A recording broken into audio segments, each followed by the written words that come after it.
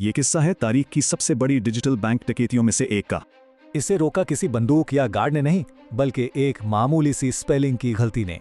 Target था Bangladesh central bank और रकम तकरीबन $1 अरब।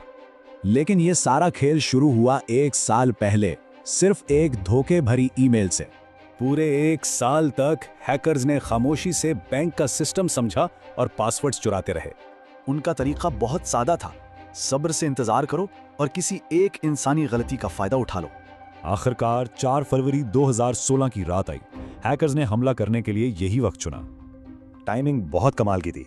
बांग्लादेश में वीकेंड शुरू हो रहा था और न्यूयॉर्क में काम का दिन।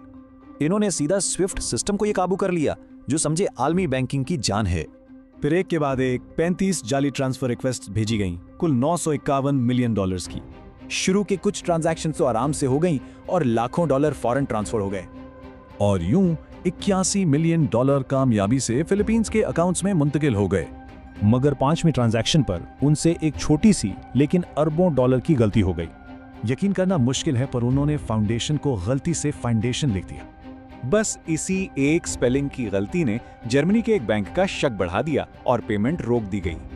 और इसी एक गलती की वजह से हैकर्स का पूरा खेल खत्म हो गया। चोरी हुए $81 मिलियन फिलिपाइन के कैसीनोज में ऐसे गायब हुए कि आज तक नहीं मिले।